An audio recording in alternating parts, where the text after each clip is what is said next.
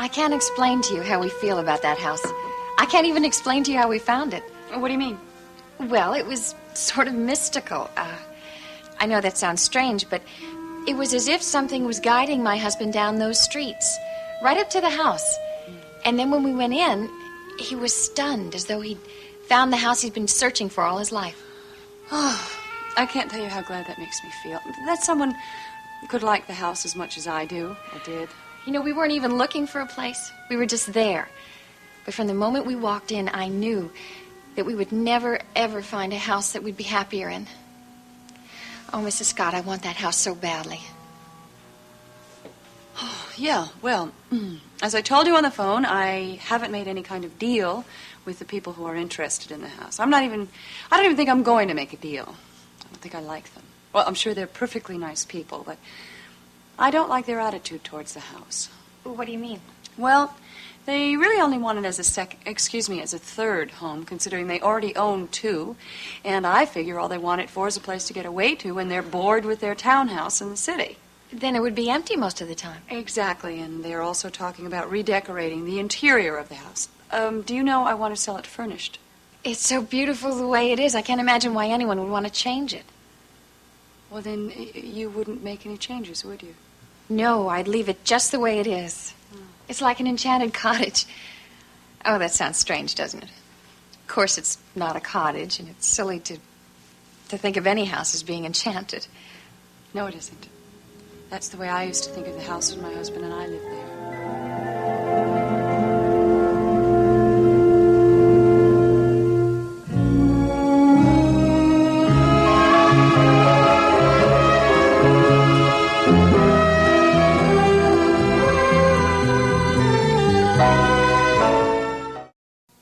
I've upset you. I'm really so sorry. No, Mrs. Peabody told me that you've been widowed recently. Well, that's why I wanted to sell the house. I just didn't picture myself rattling around in that house all alone. Yeah. You know, when I first met you, I half expected you to introduce me to your mother or something. I had no idea I'd be talking to someone so young. Well, if it makes you feel any better, I think I've aged quite a bit these past few months. And your husband, was he young, too? Yes, Draper was young. Much too young for what happened. Draper.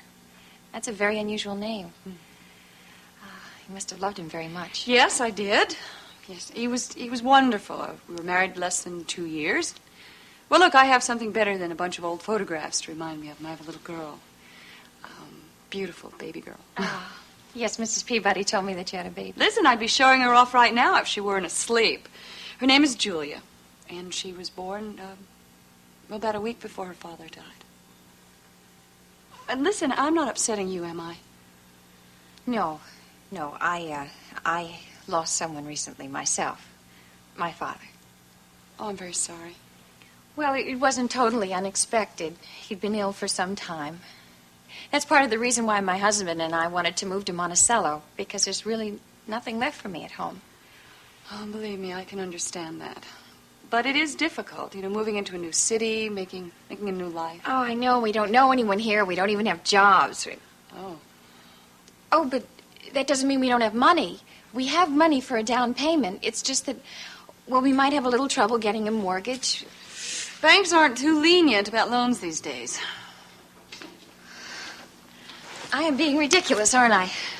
There is no way my husband and I could afford this house. I don't know what made me think it was possible. Well, wait a minute. Where are you going? No, I'm really sorry I wasted your time, but it's just one of my impossible dreams. Oh, wait a second. There is absolutely nothing wrong with dreaming. Believe me, I have had quite a few myself. But as I told you, we could only afford a down payment. Dreams do come true.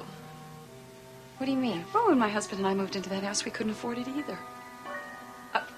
This was part of my mother's estate. I see. My husband and I had very few material possessions. Look, why don't you come back and sit down? I think we should talk about this a little more.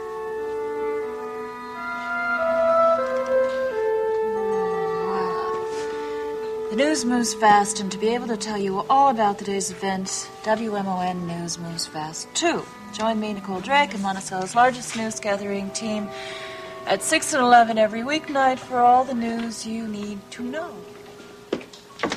Oh, there you are. Oh, hi. Good evening.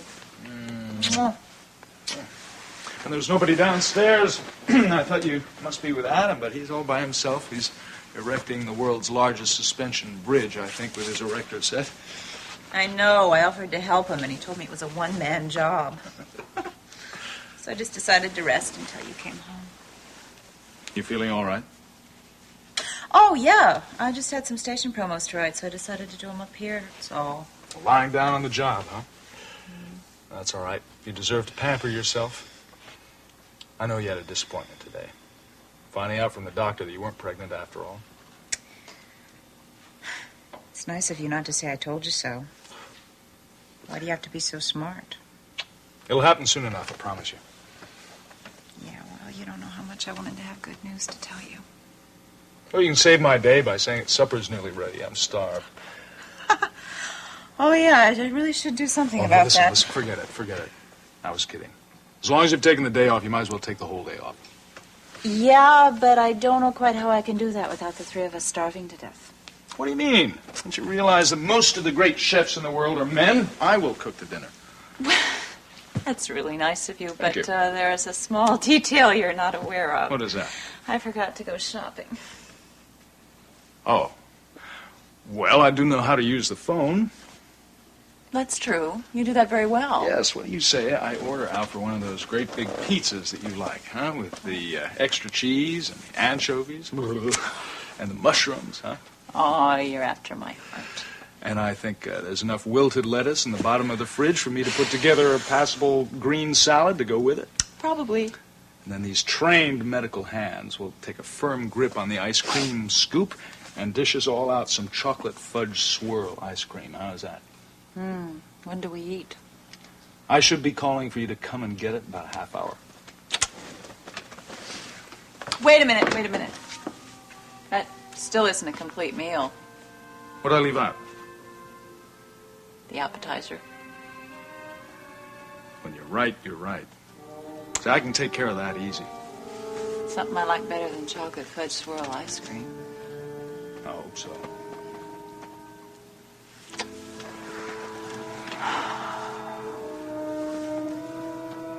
How's that? How about a second helping?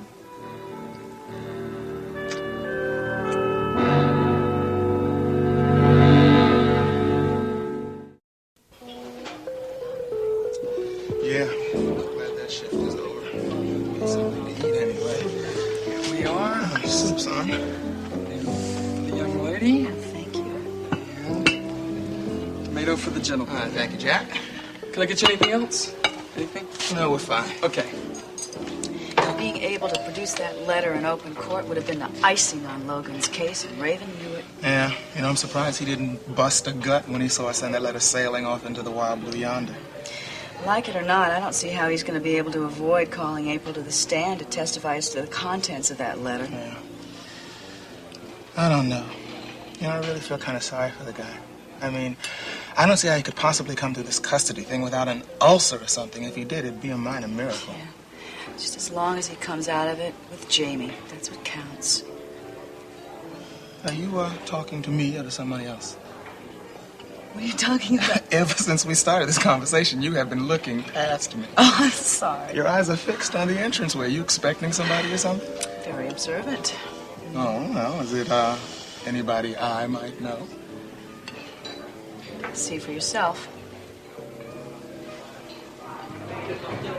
Right this way, please. What do you know about that? I always thought the chief had taste. Yeah, it seems like Mallory could have done a little better for himself. Well, maybe he'll change his mind when he sees her bare her fangs when she tastes her soup. I wonder how long the two of them have been an item. I was in the chief's office today when she walked in, and the way she was behaving, I got the distinct impression that this was not their first date. Yeah, but he can't really know her all that well. I guess not. If he knew her as well as we did, he'd avoid her like the plague. Boy. Wait a minute. Is that why you insisted that we have dinner here? You knew they were going to be here, didn't you? Well, I guess maybe she mentioned it. Mm-hmm.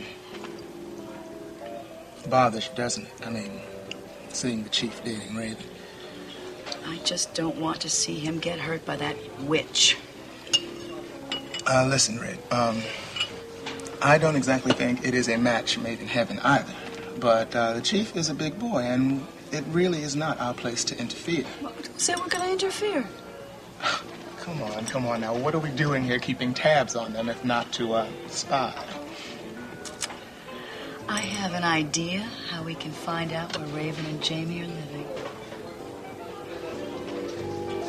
That's what we need to do. Don't you ever do that to me again. Raven, I mean it. I don't know what I did that was so horrible. You came barging into my office unannounced. Well, I didn't mean to catch you with another woman. I mean, I know you have to work with Deborah Saxon. You made me look very unprofessional. I thought it would be a pleasant surprise. Well, let me tell you right now, I don't like surprises. Oh, really? Well, then why don't you go to the bar and get the check for the drinks and take me home right now? If that's going to be your attitude, we might as well call this whole thing off because I happen to be a woman full of surprises. I don't know what kind of a woman you are. Well, if I keep you guessing long enough, you'll never take me for granted. And that's what I want. So, maybe that's why I always have this uneasy feeling that every time you want to see me, there's a reason. A mysterious, hidden reason. All right, look. There's no use in hiding this anymore. Derek, I have a full confession to make.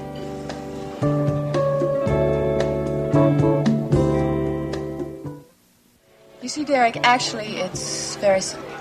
Oh? I've never taken anything you ever said or done at face value. Of course, you realize by now that I am not the shy, retiring type. Tell me about it.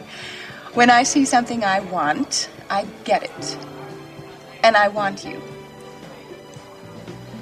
Why? You sure don't know how to take a compliment, do you? Because I like you. Because I think you're very attractive, very intelligent, very sexy. As a matter of fact, you're the most attractive man I met in a long time, and I think that the two of us could have a lot of laughs together. You finished? Yes. So you think you found the way to a man's heart is through his ego, huh? Look, Derek, I just want to be friends. Well, I hope you forgive my skepticism, but I've found from past history that you may want something more than just my friendship. Well, I do think that you could do a lot of good things for me. You want to use me? Well, let's put it this way. I'm not asking much from you. I just want you to help me and guide me and indulge me and pat me on the back when I do good and tell me when I do wrong. Sounds to me like you want a guidance counselor, not a friend. Oh, yes. And you must never, ever complain when I don't listen to you. I'm going to have a lot of fun talking to the wall. Derek, I want to change. But it's going to take time. And I need the patience of a man like you. Raven, all you want to do with me is just play games. You won't let me. You won't let me manipulate you, and you know it, and I know it. And I like that. I think you're a very attractive woman, Raven. You know that. Now, this friendship you're proposing, what's in it for me? What's in it for you? Yeah. Well, I have a lot to offer the right man.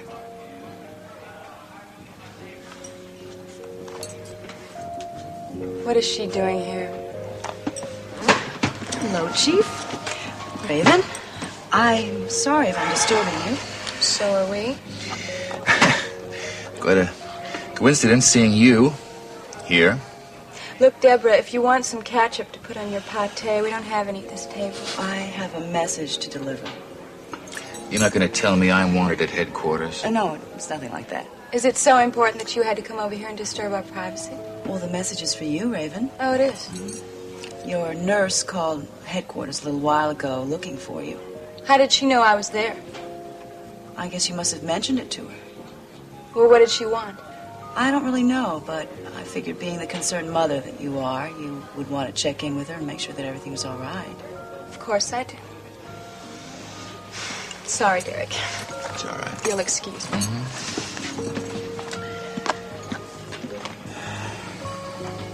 You certainly look like you're having a good time. Aren't you on duty, Detective? As a matter of fact, I'm not.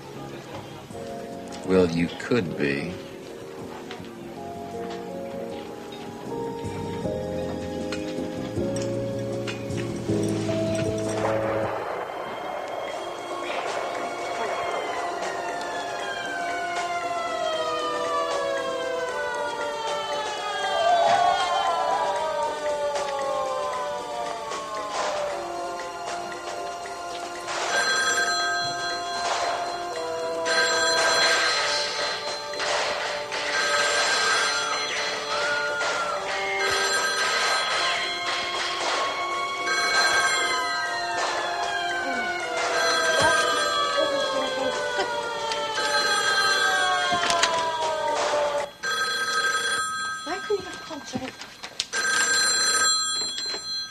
Yeah. Gloria?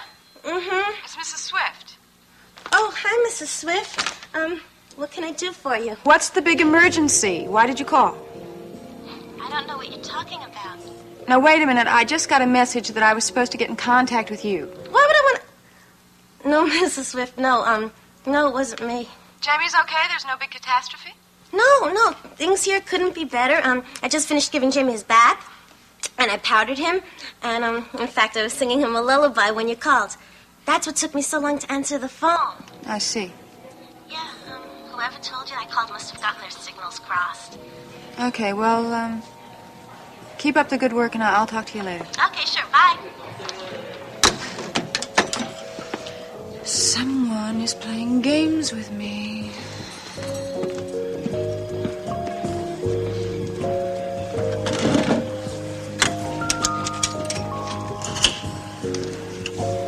Yeah, this is police business. Reconnect me with Special Operator 4, please.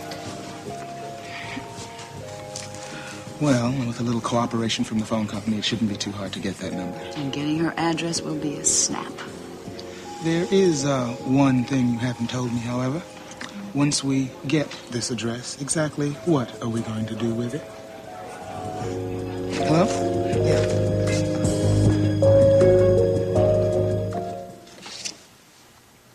Well, how do those figures look? A lot lower than I expected. Well, let's see. This is the down payment. This is what we're mortgaging at this percentage, this many years. Well, unless I'm wrong, isn't this figure less than your asking price? Well, I'm willing to sell the house for what I bought it for. I know I shouldn't ask you this, but why? Well, I'm selling the house for practical reasons, and profit just wasn't one of my motives. This is incredibly generous of you. Well, just knowing that two people who love each other as much as you and your husband do is that they'll be living there is worth it to me. I understand. I think I'm hoping that you and your husband will pick up where Draper and I left off, building a life together in that home. I know we'd be very happy there. Well, look, I don't think you want to make this decision by yourself. No, I want to talk it over with my husband. I know that he's going to think there's some catch, though. Well, there isn't. I promise. No, it's not that he doesn't trust people. It's just that's the way he is. Well, he should be. He should be. I mean, my husband was the same way. He was very trusting, trusted people. He was very trustworthy himself. But when it came to anything like this, the questions, unbelievable. Well, he's a lawyer. Oh, your husband is a lawyer. A very good one. My husband was just a very good man. He sounds a lot like Kirk.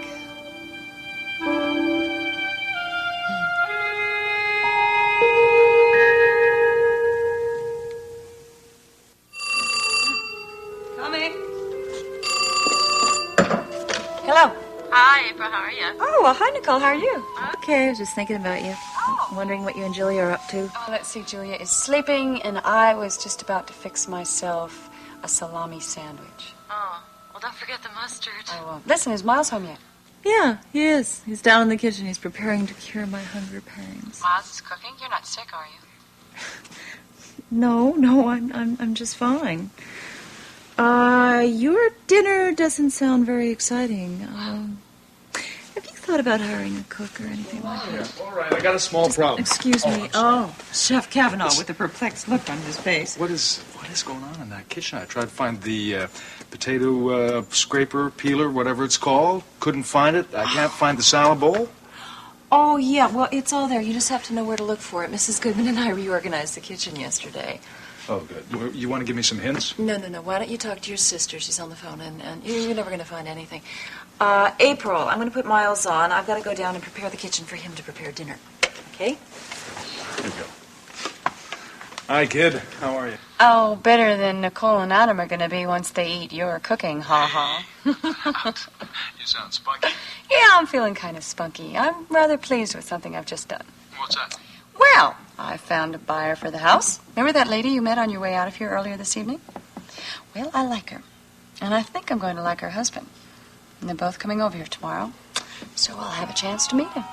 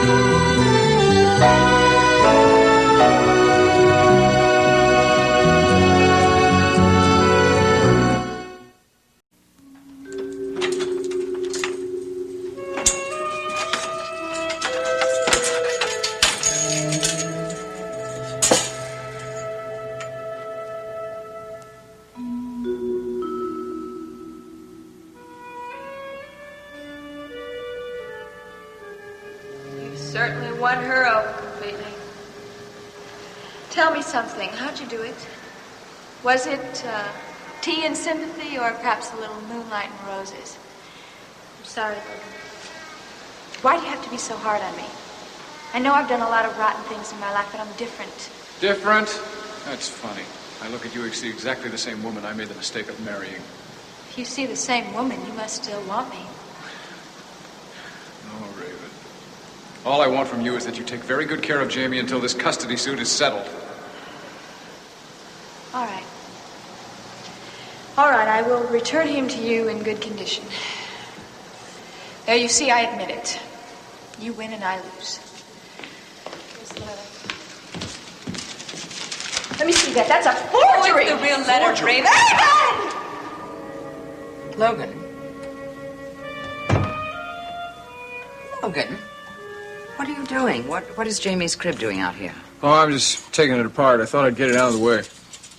I see. No sense in leaving it up. Just sits here empty. But it's not going to be empty for long. As soon as the custody trial is over. Geraldine, we don't even have a starting date for that custody suit yet. Could take months. No guarantee that I'll win it then, especially now. You mean because of the letter? I know the rules of evidence. That's my job. I know the best evidence I had went flying off of April's terrace. But April is going to be in that courtroom, and that should be evidence enough. Won't be quite the same thing. But it will help. Now, Geraldine, you know how I feel about all this. Yes. I know how you feel about April.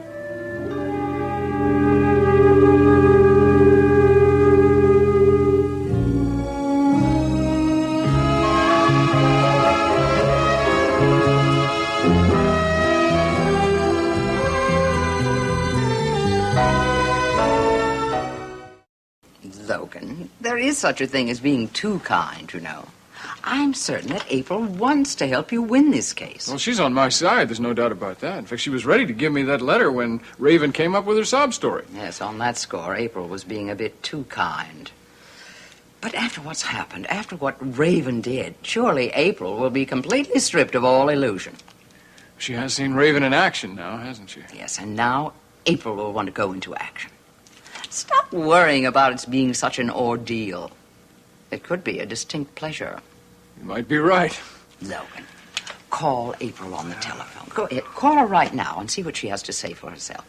I'm sure you'll find she wants to help you. I guess I could do that. You don't have to worry about my eavesdropping. Oh, come on. I'm going to the studio. We're auditioning for a new anchor person this evening. You're not thinking of getting rid of Nicole, are you? Oh, good heavens, no. She's the best ratings getter at the station. No, but we do need standbys. You know, just in case. In case of what? Oh, just in case. Well, I'll see you later tonight.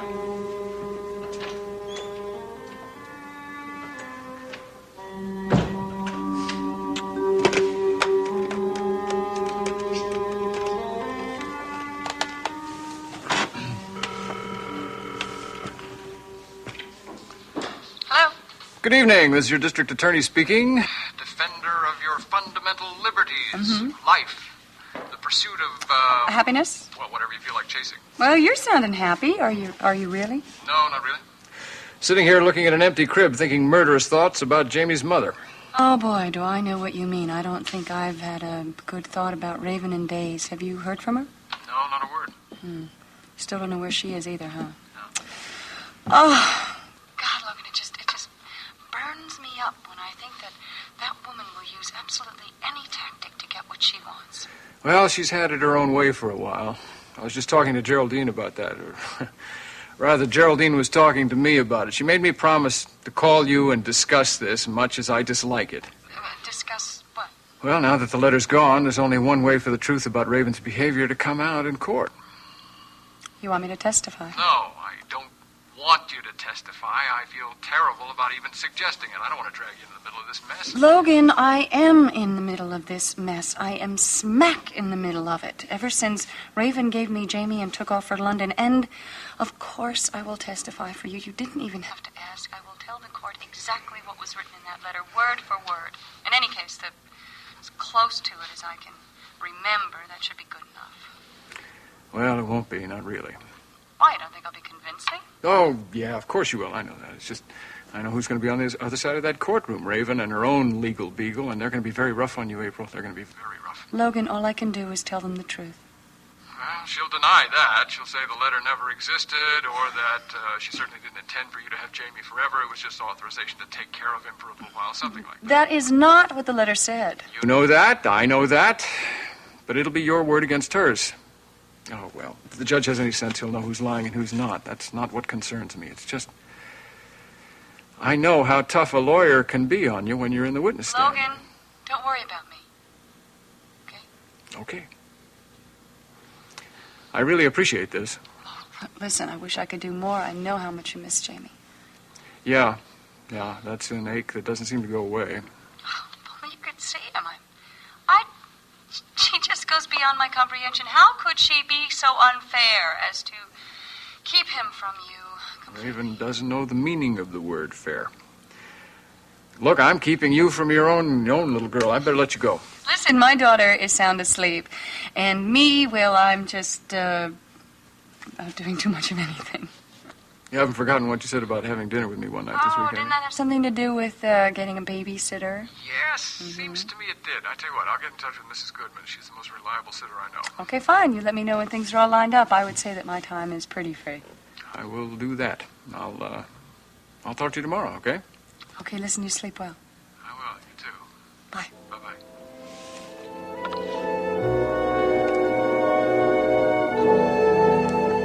Raven, I love your persistence. I really do. What I can't figure out is why you're not responding. I just told you a minute ago that I thought you were a very attractive woman. What more do you want? So what are you waiting for? You want me to tell you? Mm-hmm. All right.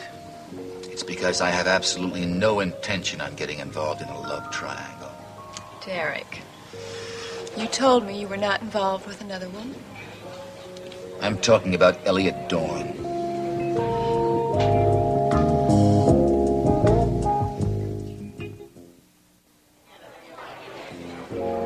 How did you ever get the idea that Elliot and I are having some kind of affair?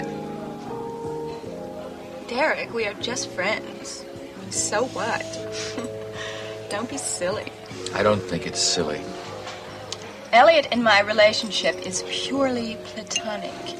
Raven, I'm not going to call you a liar, but from the way Elliot leers at you, it's very difficult for me to think of you two as just being friends. So Elliot enjoys looking at a beautiful woman.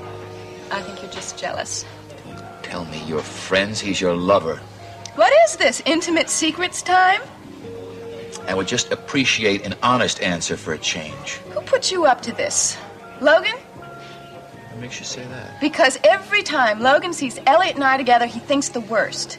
So, you two have been linked together before. Look, whatever Logan told you about Elliot and I is not true. Getting a little defensive. I don't have to defend myself to you. Or anybody else for that matter. My instincts as a cop that when somebody throws up a smoke screen like you're doing, it's usually because they've got something to hide. All right.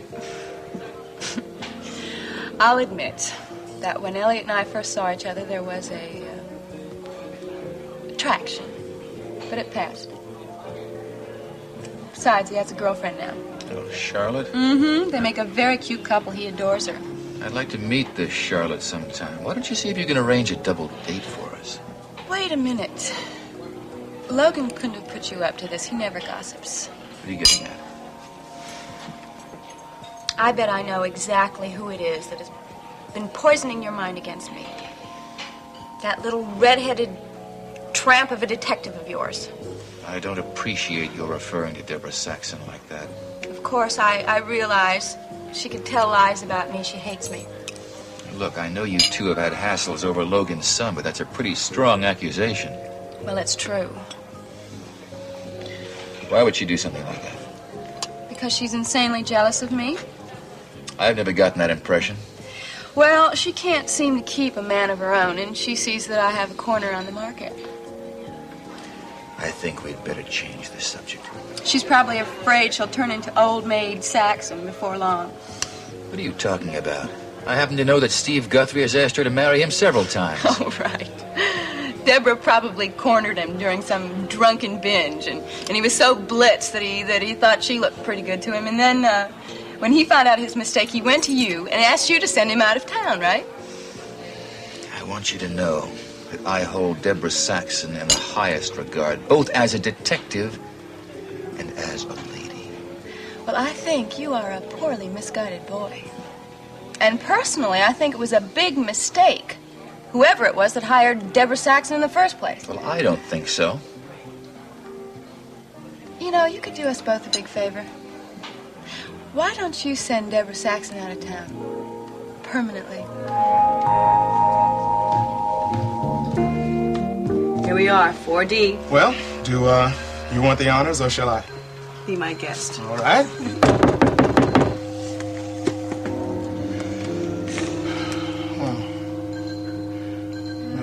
It's a little strange. Sure we have the right address? 417 Coriander. All right, that was what my friend at the telephone company said was the address that corresponded to the number Raven called to talk to the sitter. I don't know why anybody isn't answering. I can hear a television set. I'll just keep trying.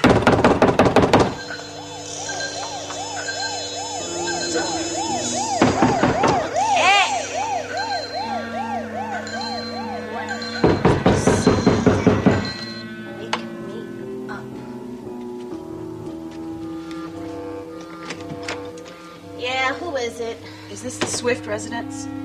Well, who wants to know? I'm Detective Calvin Stoner, and this is Detective Saxon, Monticello Police Department.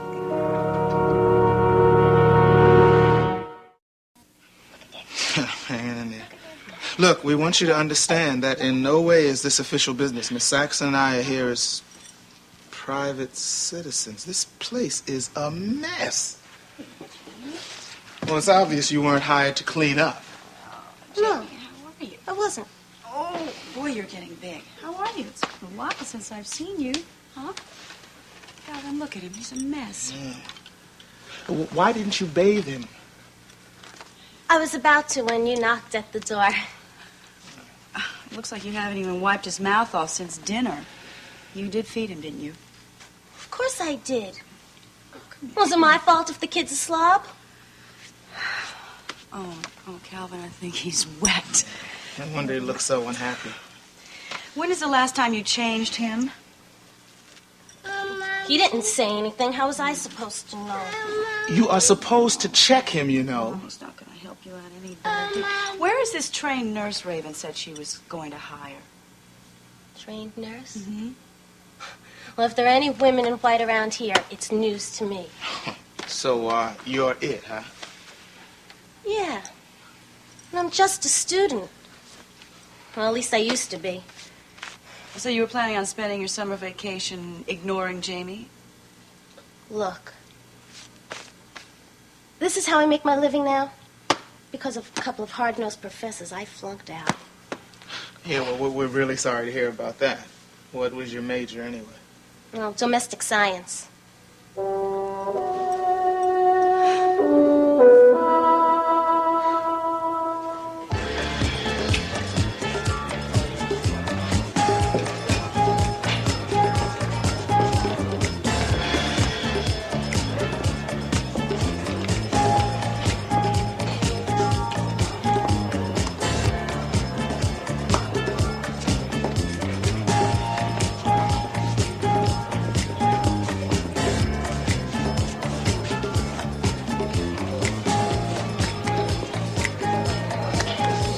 Where are they, Charlie?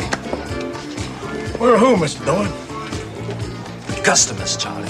All these young people with all that money tucked away in the pockets of their designer jeans. Well, it's still early. There's plenty of time to fill out. Listen, you've been telling me about this proverbial latecomers since last night and the night before that and the night before that. Well, I'm telling you, the people who arrive late are now 3 days late. Well, sometimes it takes a long time before a new club, catches on. A long time, yeah. Charlie, I'm afraid we were nothing more than a one-night stand for the disco set. Deflowered and abandoned. It's as if someone had passed the law against dancing. I warned you, right? I told you the kids in this town, any town, they're pretty fickle. I see more than a few joints like this go from being the in spot in town to looking like a ghost town. Listen, I've got all my cash invested in this. The bills are piling up. What are you looking for me, huh? Mr. Dorn? Hello, Mr. McGrath. How nice to see you here. How nice to see anyone here, for that matter. Yeah, it looks kind of slow tonight. Oh, didn't you know we attract the late crowd? Hey, what can I get you, kid? Ginger ale, thanks. Mr. Dorn, can I bend your ear for a minute? Why not? You managed to catch me in one of my few free moments. You know, I really like the Unicorn. Got a really hot disco here. Well, thank you for the testimonial. I don't want to sound too aggressive, Mr. Dorn, but I've got an idea that'll really pep this place up. Really? Yeah, I think the Unicorn needs a gimmick. Something that'll make itself different from all the other clubs in Monticello. Oh, but we are different, Mr. McGrath. We have no lines outside. We have no crowd at the bar. Yeah, but I think what will give this place a lift is the chorus line. Dancing girls, huh? Go-go dancers, maybe? No. I was thinking more on the lines of my Poco puppets. Your stuffed animal friends? Yeah, see, I can set up this stage, right? And the Poco puppets can come up and they kind of dance to the music. It'll be quite a floor show. Mr. McGrath, take a look around you. This is a disco. It's not Disneyland. Yeah, I know, but just think about it. I'll tell you what, why don't you take your puppets over to the Electric Balloon? Maybe you can sell them there on the idea. Then maybe you can bore the clientele sufficiently, and that will drive them all over here. It was just an idea. Sorry I took up your time, Mr. Dorn. Charlie, let me do a liquor count. Yeah, sure.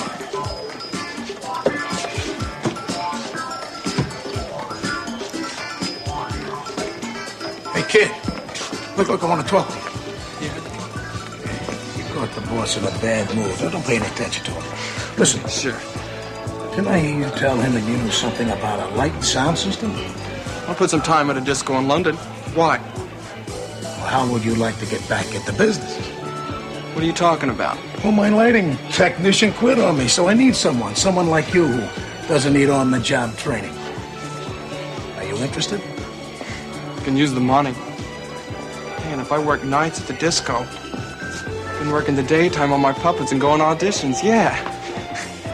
Yeah, I'm interested. Terrific. Look, I'll talk to Mr. Dorn about it, and you call me tomorrow, okay?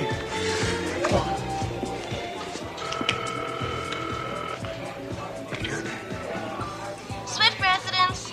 Yes, may I speak to Mrs. Swift, please? This is Elliot Dorn. Oh, I'm sorry, Mr. Dorn. She isn't in right now, but I could give her a message when she gets back if you'd like. Is that okay? Oh, Let me wait. take it for a minute. Hold on a second, okay? Hello, Elliot. How are you? Who is this? Oh, I'm sorry you didn't recognize my voice. It's Deborah Saxon. Deborah, what are you doing there? Oh, well, I heard that you were looking for Raven. I thought I could help you out. Can you? Yes, I know she's dining at the Fisherman's Net. And I really hate to tell you this, but she's not alone. I think you're being too timed, Elliot. She's with Derek Mallory.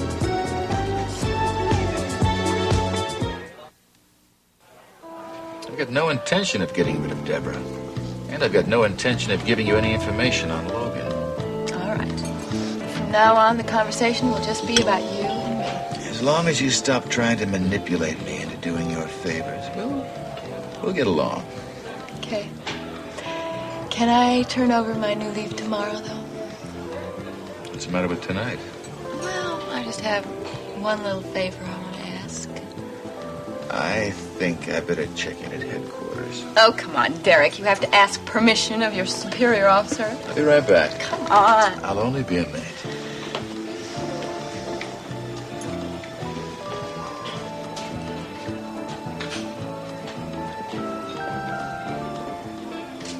What are you doing here? What are you doing here? I thought we had agreed to forsake all others, my pet. How dare you follow me? Will you get out of here? I have more right than you know, darling. You don't own me, and you never will.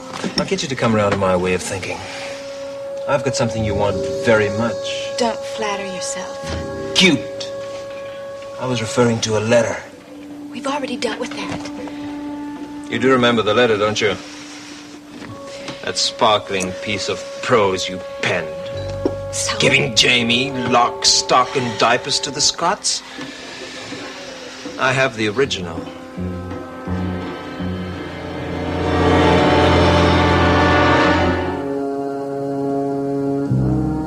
Seems as though a harmony is hard to find. Always on our mind. And frustrated days pass without sight. The edge of night, half dark, half light, as we watch our hearts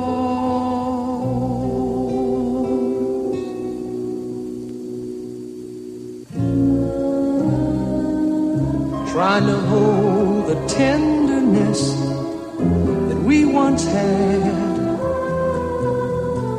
halfway glad and halfway sad. The edge of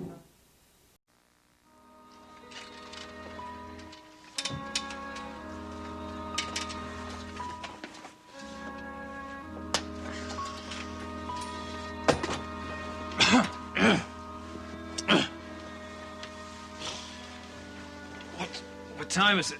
Good morning. It's about 11 o'clock. Oh, no.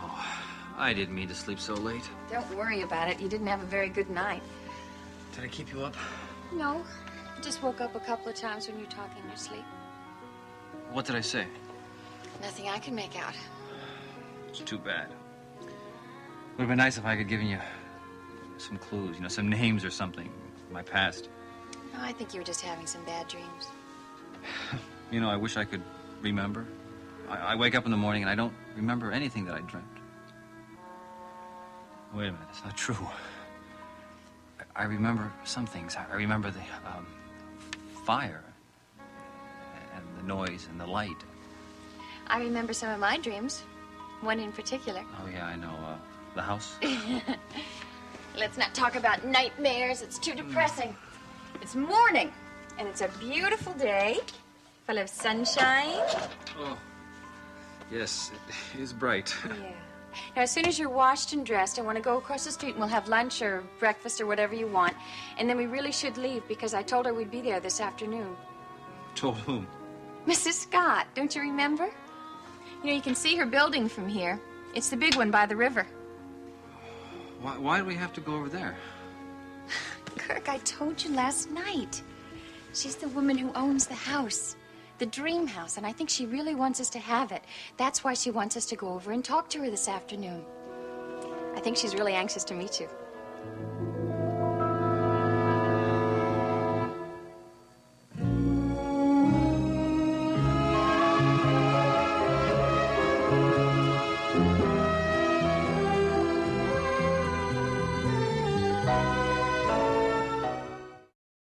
I think it's really personal with her, Kirk. She wants to like the people who own the house. She wants to care about them. Emily, I don't want to throw any cold water on your plans. But I don't want you to kid yourself either. Nobody makes business deals based solely on sentiment. But this isn't a business deal. It's a house. And it belongs to somebody who lost her husband when they were both really very young. Yes, but you're a stranger to her. I mean, she doesn't even know you. It's not as though she was doing an old friend a favor. Well, she's not exactly giving me the house either. I mean, she's worked out a financial arrangement. Look, you'll see as soon as you meet her. She's really a very nice woman. It's you, Emily. I don't want you to be disappointed. You've had so much unhappiness in your life lately. Yes, I lost Daddy.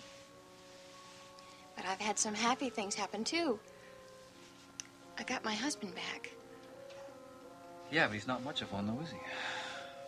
Don't say that. I have the husband I want and love.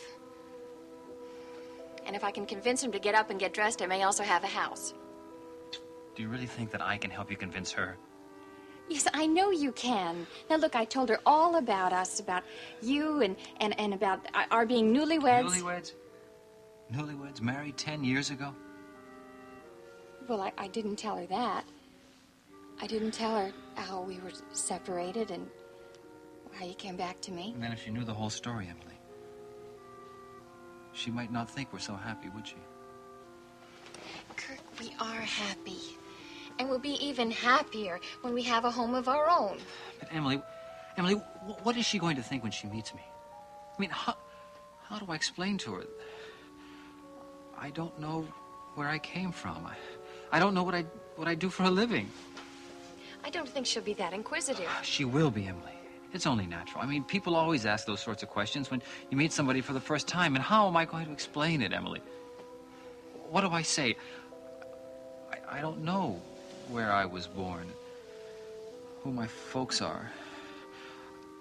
Where'd I go to school? I don't know. What I do for a living. I told her that you've been ill. But does she know the nature of my illness? Does she know that I am a man without any memory at all? Emily, I don't even remember our wedding day. Is she going to think we're such typical newlyweds after she finds out that? I think she'd be sympathetic. She's really a lovely woman. I could lie. I could make up stories. I'd tell her things about... No, she'd trip us up, and then after she found out that, she'd think we were both a bunch of con artists. No, All right. I'll go by myself if you don't want to go. I just thought it would be nice if she could meet both of us. Don't you see, Emily? You're the one that's sympathetic to her. You. And you know why? Because she can see it, Emily. It's all over you. You're so kind and gentle, loving. Emily, it's written all over your face.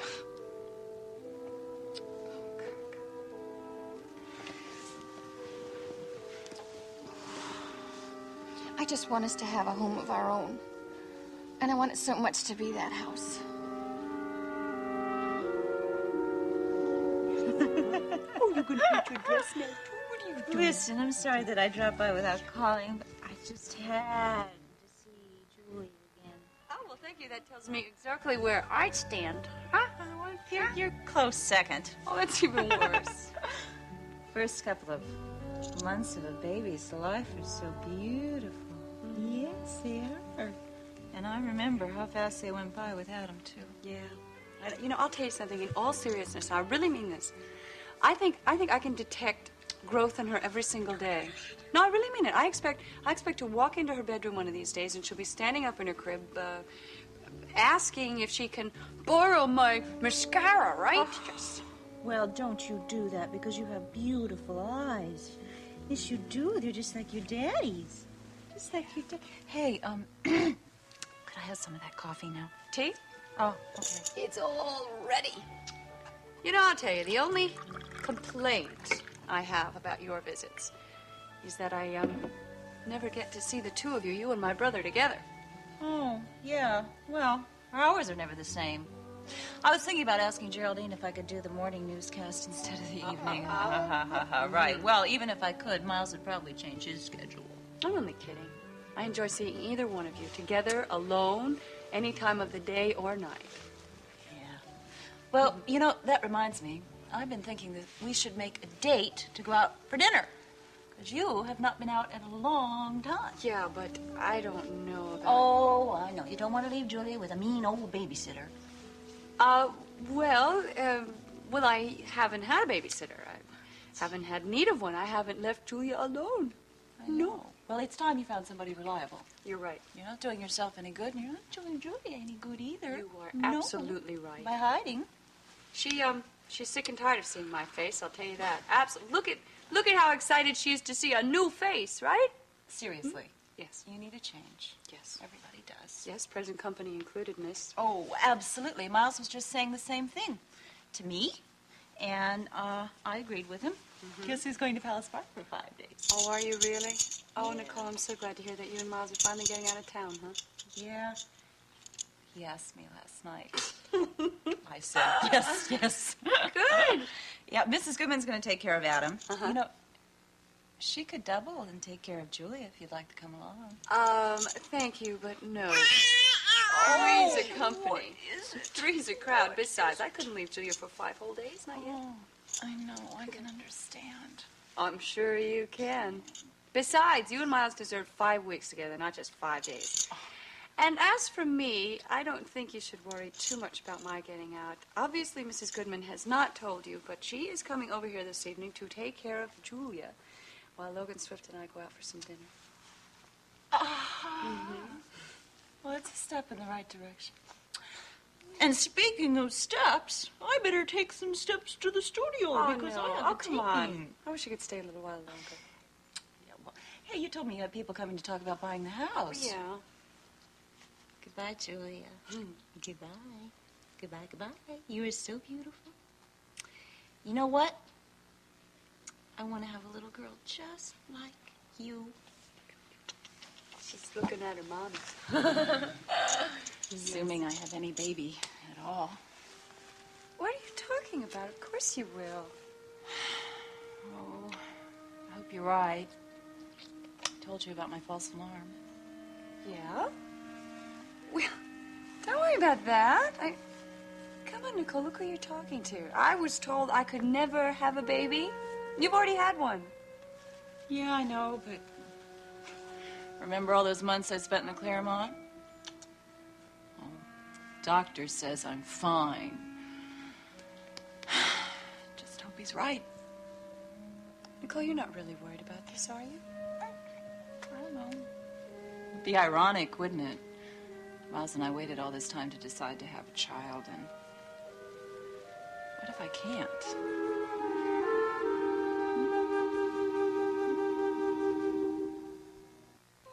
Of course it was a dirty trick. Sneaky, underhanded, and exactly what Raven deserved. But don't forget, it got results. I mean, we tried every which way to get Raven's address, and we just couldn't do it. As far as I'm concerned, you did a little detective work, that's all, and there's nothing wrong with that.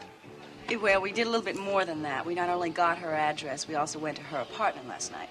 You did? You see Jamie? How is he? Yeah, he's fine. Just fine. But I just thought it would be a good idea to find out exactly how Raven really is treating Jamie, especially if we showed up unexpectedly.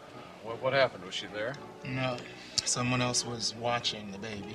Figures. She does like to party. You know, she told us she had a trained nurse. Well, we met her last night. Well, all I can say about that is they just don't train them like they used to. I don't think I want to hear the rest of this. You've got a very sturdy young son, Logan. Well, go ahead. Tell me about this nurse. Well, she's just about what you would expect. I'm not saying she was totally incompetent, but she was nothing more than a babysitter. Probably not as good as most. I think that's being very charitable. The fact is, if there is such a thing as a babysitter's union, this one ought to be drummed right out of it. But Jamie is in good shape. That's the most important thing, so you don't have to worry about that. It was just very interesting to see that Raven once again was stretching the truth. Red is trying to reassure you, and I don't really take any objection to that, but I mean, it's true. Jamie is healthy enough, but his circumstances are far from being a model of hygiene. Well, he needed a little changing and diapering and things like that, but I took care of it. Well, that's fine, but who's going to take care of it now? Little Miss Incompetence? I think you better give me Raven's address so that she and I can discuss this. I thought you were going to ask me that. Here. Not exactly the high rent district, is it? I bet she's not spending too much time there. I bet she isn't. Logan, we don't want to upset you about this. You know, we just want you to know what's happening, that's all. Yeah, I appreciate it. I appreciate everything you've done. Believe me, once I'm through speaking with Raven, she's going to take a lot better care of Jamie. This may sound a little weird, Logan, but, might it not work out to your advantage to use this to prove her neglect when you get to custody court? No, absolutely not. I'm not going to have Jamie suffer just to strengthen my case. Raven is going to take care of him, or... Or what? I don't know. Don't know how to finish that sentence. Well, how about she's going to take care of him, or you're going to go over there and snatch him back? You know, it would be a lot less risky if you went over and got him right now, especially after you've established paternity. No, I'm not going to play that game. I'm not going to have Jamie be some ball passed from player to player. No. Yeah, I figured you'd say something like that. See my wife, my son, make damn sure she's taking care of him.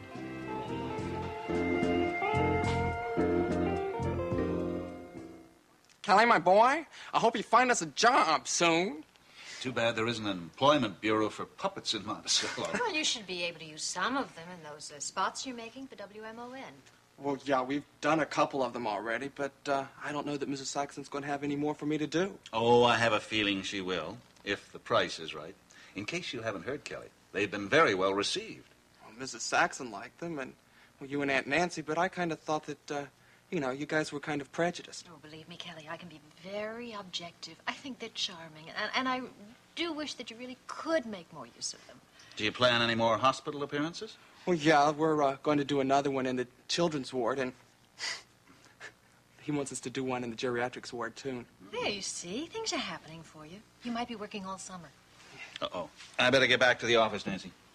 Mm-hmm. A nice lunch, as usual. Oh, my pleasure. Uncle Mike, Mm-hmm. can I talk to you and Aunt Nancy for a couple seconds? Sure. What is it? I got a job. Oh, well, why didn't you say so in the first place, Kelly? Well, I didn't think you two would be too happy about it. Why wouldn't we be? Well, see, for one thing, I'm going to be working nights. Well, that's no surprise. You told us you might have to look for a job in a club or a restaurant. Yes, as long as it isn't dangerous. We're not concerned about late hours. But you might be concerned about the place. I got a job at the Unicorn. The Unicorn? You mean Elliot Dorn gave you this job? Well, not exactly. It was more like his assistant, Charlie, the bartender. But it's Mr. Dorn's place, so I guess he had to approve it. Oh, yes. I'm sure he did. See, they need somebody to run the lights and the sound system. And see, I've had that experience in London. And see, if I work nights at the disco, I can build my puppets during the daytime and even go on a few auditions. And one day I really hope to be able to take these puppets to the Unicorn as a special attraction. It'd be a great gimmick for the Unicorn. Yes, I understand that. You're not too thrilled about it, are you? You don't like Mr. Dorn, do you? Kelly, we have good reason not to trust Mr. Dorn. And I hope you'll keep that in mind. But that's no reason for us to prevent you from taking this job. You really mean that? I agree with Mike. I would prefer that you wouldn't be working for Mr. Dorn, too. But since this kind of a job is hard to come by, and since it's something that you really seem to want, I guess there's nothing more we can say, but go ahead. Well, great. Did you hear that, Yubi? Yeah, we're going to be working at the Unicorn. Fill out this application form, Miss Smith. I can't guarantee you anything, but why don't you drop by at the club tonight, and you can see how we operate. So here you are. I've been calling you all morning. Okay, Miss Smith, well, then I can expect to see you sometime tonight. Well, thank you, Mr. Dorn. I'll see you tonight. Hello. All right, what did you mean last night? How could you possibly have that letter? Oh, I knew that would intrigue you. Did you and Derek Mallory have a nice chat after I No, left? we did not have a nice chat, and I want to talk to you, Elliot, right now. I'd love to, darling, but I'm very busy. That's why I came in early. Damn myself. it, Elliot! What is this, some kind of a joke? When you want to punish me because I had an innocent dinner with Derek Mallory? You have never had anything innocent in your life. And if you want to know if this was a joke, no, it wasn't. Well, you couldn't have that letter because I burnt it right here at the Unicorn. You burnt a letter, darling, not the letter. It was so the letter. You think I don't recognize my own handwriting? Raven, you burnt a duplicate. I did what? You know, I think I've been hanging around you too much. I've caught several of your worst traits. Remember when you asked me to stand outside April's penthouse and watch for unidentified flying objects? Yes, and you found it. I saw it in your hand. Yeah, I found it about a block from the terrace where you threw it from. Oh, pardon me. From the terrace where the wind blew it. I had enough time to go to a duplicating center, and I had a good copy made. That's what you burnt. Why?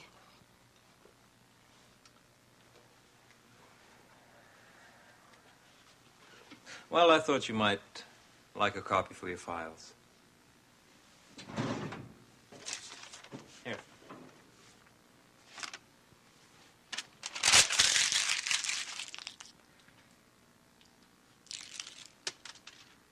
It's not the original, is it?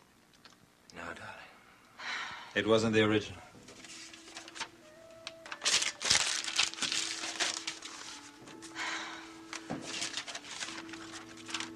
The original is in a very safe place. All right, Elliot. Why are you doing this to me? Because I thought it was about time that I had the upper hand in this relationship, darling. You've had it your own way far too long. What do you want? Is this blackmail? Oh, no, darling. I want you to know who your friends are. And your friends are not Logan Swift or Derek Mallory. Do I make myself clear?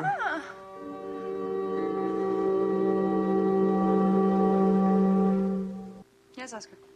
Oh, I didn't realize it was 3:30 already. She's on her way up? Good, thank you. Yes, thank you. Bye.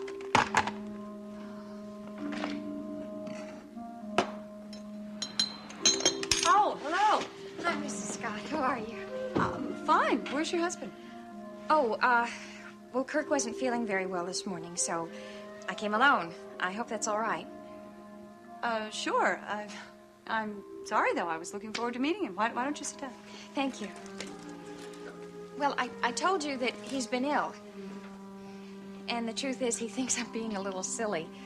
He doesn't think all this is going to happen. You mean about buying the house? Yeah.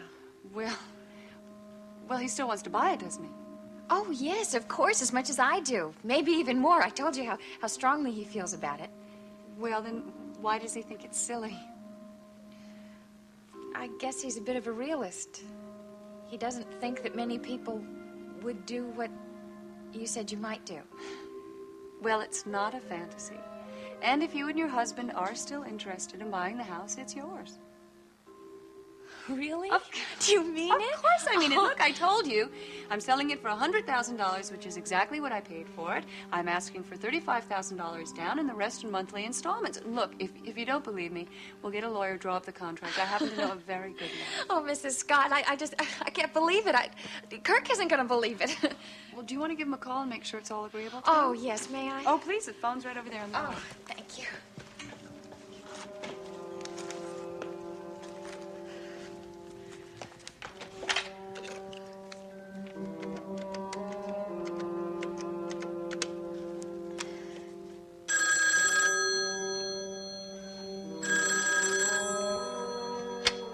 Hello.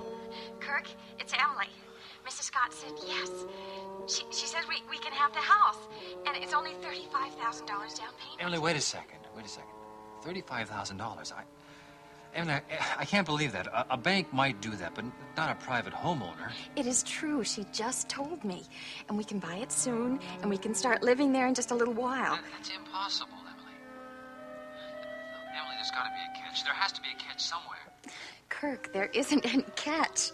Oh, Mrs. Michaels, maybe I should talk to your husband. Oh, would you?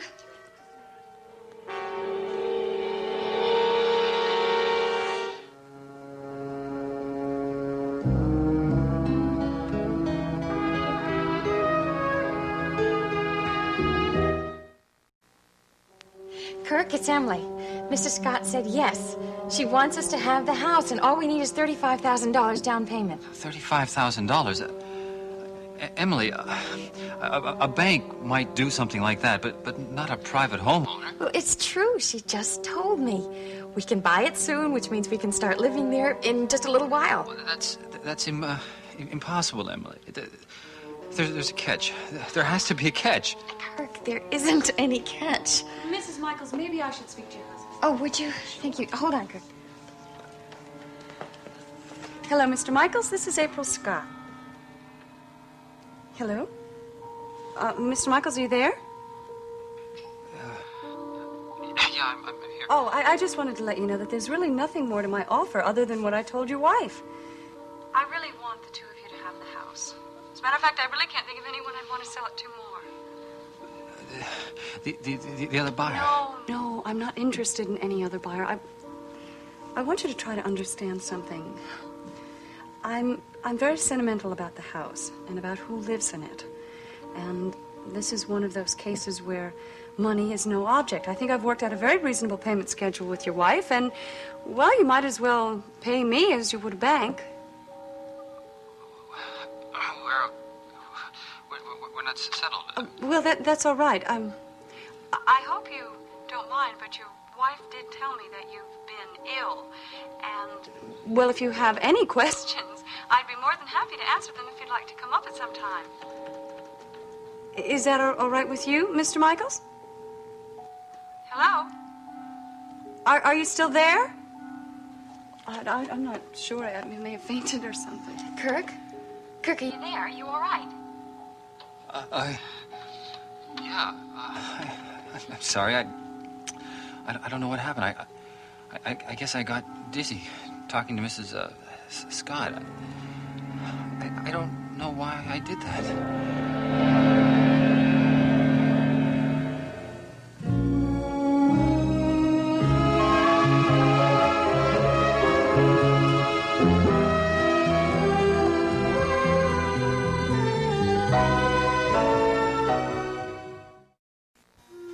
Yeah, I'll be home in less than an hour, and then we can celebrate, okay? Good. Bye-bye. He's really stunned. I guess he can't believe that our dream could come true so quickly. I can't either. Mrs. Michaels, what is the name of the hotel you said you were staying in? Oh, well, it's a motel, actually. It's the Fairview Motel on Route 35. I don't imagine you've ever heard of it. No, I haven't, but it doesn't sound too comfy. Well, it's anything but that. But we decided to stay there rather than at some expensive hotel in the city because we just didn't know how long it was going to take us to find a permanent home. We really have to watch our money. Well, it seems kind of pointless to me for you to be paying money at a motel when the house up in Oakdale is empty. But the sale isn't official yet. We have to have lawyers and a closing and all that. I'm not really experienced in buying a house. Well, neither am I. I mean, I've only bought one. This is the first one I'm selling. And yes, there are definitely some legal formalities, but I don't see why that should keep you and your husband from moving in. You don't really mean that. You mean we could move in right away, today? Sure, why not? For heaven's sake? I mean, the house is empty. And when you come to think of it, an empty house isn't safe. I mean, it's an open invitation to burglars No, and you vandals. can't go on like this. This dream is just getting better and better. I'm afraid I'm going to wake up and find myself in the Fairview Motel. Oh, Mrs. Mike. Would you mind if I called you Emily? I mean, Mrs. Michaels is just so formal. Please do. April. Okay, April. Emily? I insist that you and your husband move into that house just as soon as possible. And since I really thought I was going to feel this way, I just happened to have brought the keys, and they're right over here. Oh, gosh, wait till Kirk hears about this. He's going to be so happy. You don't know what you've done for us. It's going to be like a new beginning. You see, my husband really has been ill. He was in a serious accident. Oh, I'm really sorry to hear that. Well, he wasn't seriously hurt, but he does have a concussion, and, well, it affected his memory somewhat. It makes him very shy around people. That's why I couldn't get him to come here today. Well, I think if we own our own house, it might... We'll bring him out of himself again. Well, look, I don't want you to worry at all about his not being here. And I still definitely want to meet him, but, well, we'll just wait until he's ready. You know, I don't feel right about this, our moving in without you having met Kirk. You're just going to have to take my word for it that he's really a wonderful man. I think I can do that, judging from the woman he married. Thank you. I guess I better be going. Oh, do your keys. Ah, thank you very much. Oh, excuse me, please. Hello? Yes. Oh, good. Send her up. Thanks. That, is my babysitter. Does that mean that you're going out? Yes, as a matter of fact, I am going out for dinner. First time since, well, since I moved in here. Something tells me that we're both having a very special day. Well, do you agree to that, then? Well, I don't know. Let me give it some thought, and I'll make a decision on that by the first of the week. Okay, fine. Oh, have you seen these? No. Some very nice comments on our new promos. Apparently, the puppets are a big success. Wonderful. Have you told Kelly? Well, there hasn't been a flood of mail, really, just a few, but they're very complimentary. Fantastic. Well, you know, it's really too bad we can't use them on a regular basis. I'm afraid we don't have the budget for that sort of thing. Except for an occasional public service program, we really can't do much in the way of original programming. Oh, I know. But anyway, Kelly has got a job. Oh? Where? Well, Nancy tells me that he's working at the Unicorn of all places. Elliot Dorn's place. Yeah, Elliot Dorn's disco. Kelly has some sort of experience with that kind of operation. He's going to be running lights and sound. Well, at least he'll be surrounded by young people. I assume that's who frequents those places. Well, sure, but, you know, you don't have to be a teenager to enjoy disco, Geraldine. We should really get you out on that dance floor one of these nights. My dear, you better bring a photographer. You might get an exclusive story on a natural disaster. Have you and Miles been there yet? Oh, no. Oh, that reminds me, what I wanted to ask you earlier. I wondered, can I get a little time off? Miles and I want to go away for a few days. Well, praise heaven. You finally persuaded Miles to take a vacation. He persuaded me. I'm glad he did, too. It's going to be our first time alone together in months. I think it's a wonderful idea. When will you go? Well, if it's all right with you, we'd like to leave Wednesday early and come back late Sunday. Oh, my dear, that's fine with me.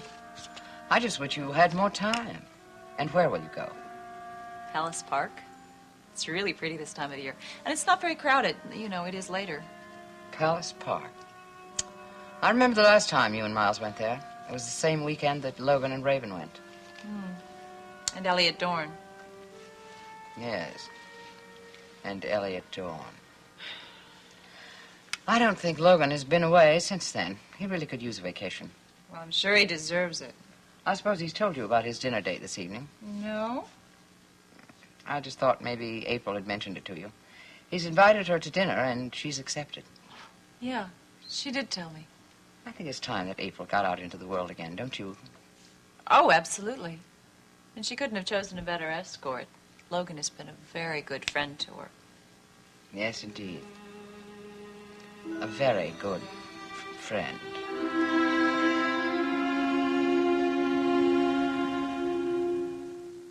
Yes, I'm certain that Mr. Peterson died of natural causes, although having met Mrs. Peterson, I'm not quite certain about the definition natural. I think I know what you mean.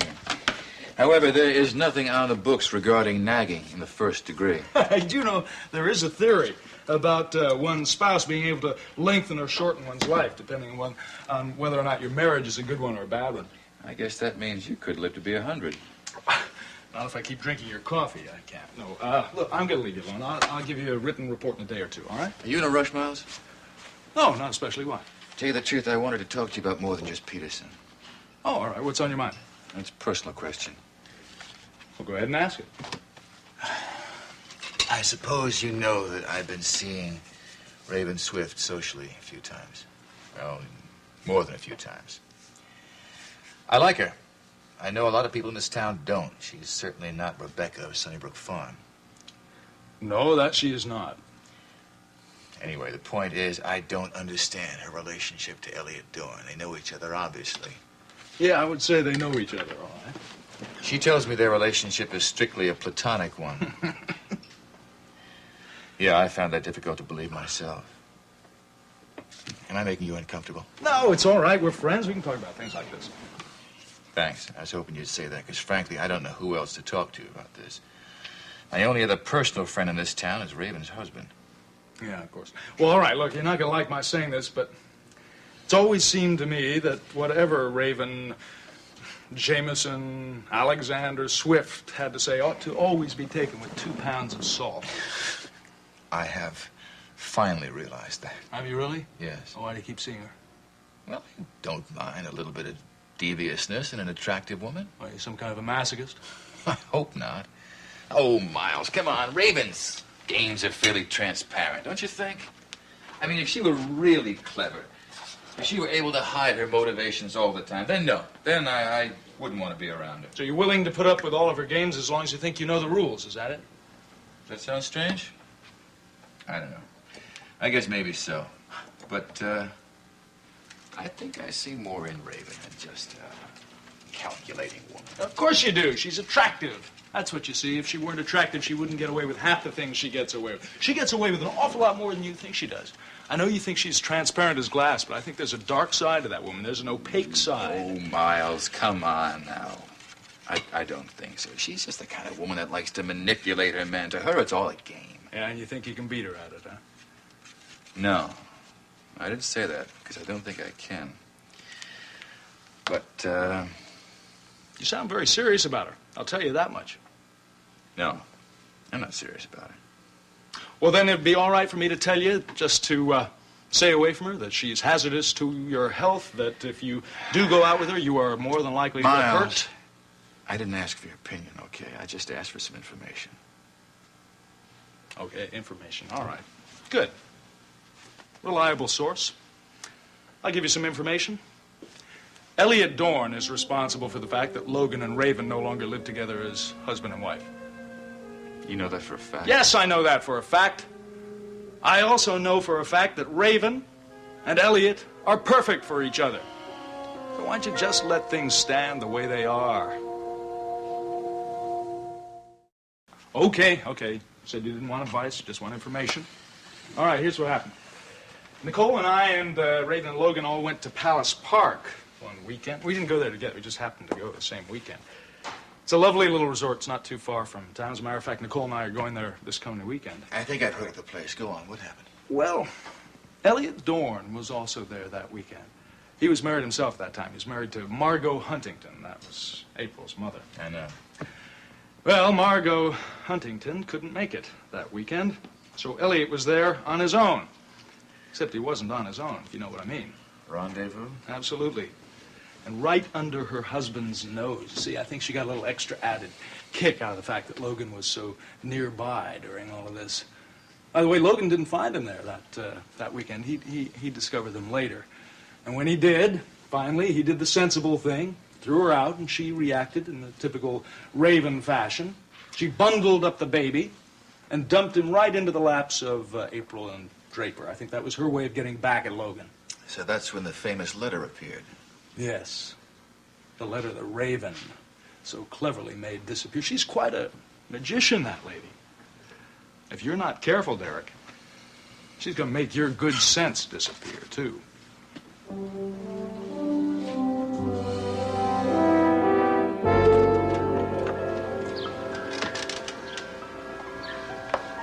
That sign is the first thing to go.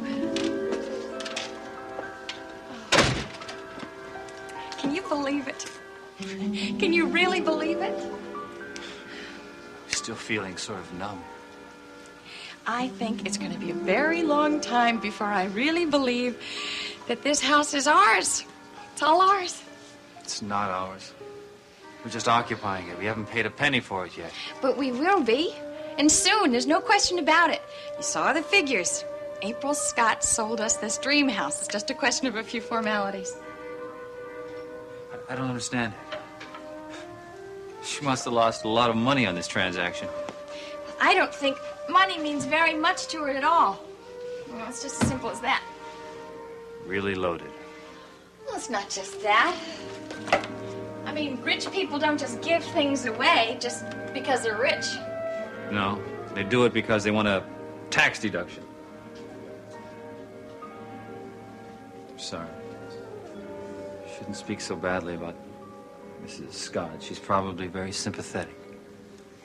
Kirk, she is. She really is. She is the warmest, most sympathetic person I've ever met. I liked her the minute I saw her, just like I liked her house.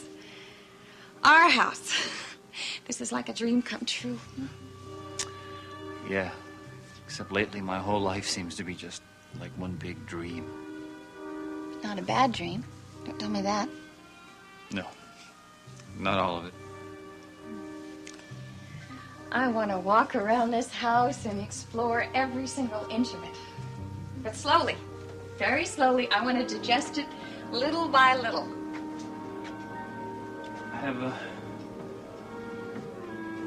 Have you thought about anything for dinner? Oh, yeah. We will have to eat, won't we? The cupboards are probably completely bare. I don't even know if we have dishes or utensils. I guess my first stop on my investigation ought to be the kitchen. No. No, I'd rather just sit here quietly and just get used to being where we are.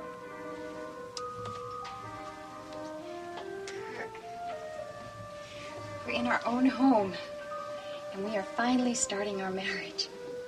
Do you really think so? Oh, I know it. I knew it from the moment you told me to turn down that certain street, and we ended up right here. It's kind of mystical, don't you think? It seemed as though you knew that this house was here, that it was the place where you and I would be happy. Mrs. Goodman, I'll let you stay with Julia. I'm coming. Hello? Oh. Yes, Oscar, send him up. Damn, what did you come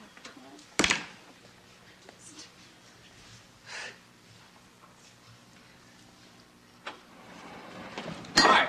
Hi, yourself. Look, Logan, I'm giving you this chance to just forget about the whole thing. No hard feelings at all. What are you talking about? I am talking about the fact that I am an emotional and physical wreck. Well, I like my women distraught and disheveled. Logan, you're not going to want to be seen in public with me. People are gonna point and laugh. You're kidding me, right? You are as beautiful as ever. No, take that back. You are more beautiful than ever. Truly. Brought your corsage.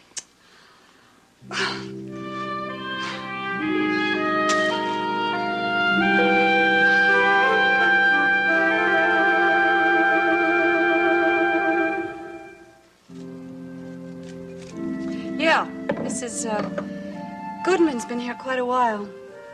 She's up with Julie right now. What'd you think of her?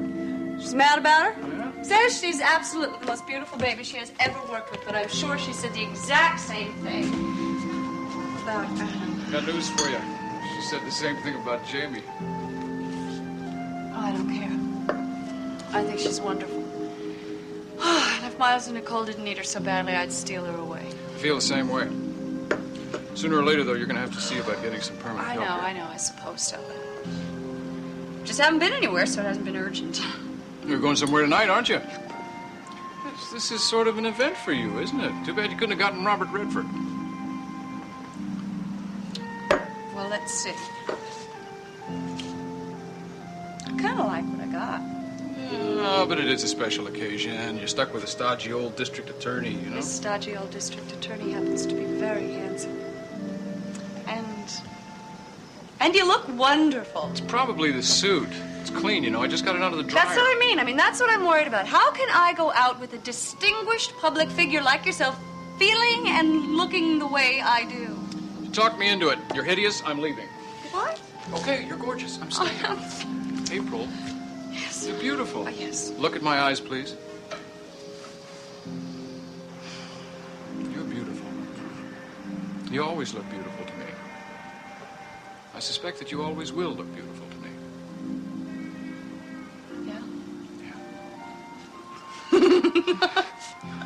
Thanks. I needed that. Oh. Friendship. Oh, I hear that word so often these days. Friend, friendship. That's what you are.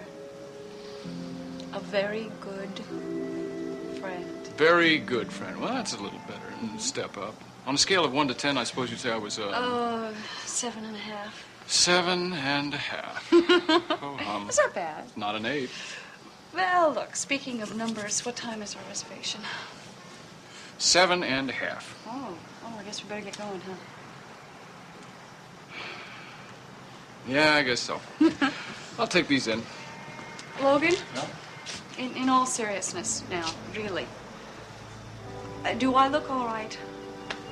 In all seriousness, you look fine. My hair, my makeup? Perfect. I don't know. I'm not so sure that you can really see from that far away now. Look closely. My eyes? Perfect. Both of them? It's hard to tell which one is more perfect.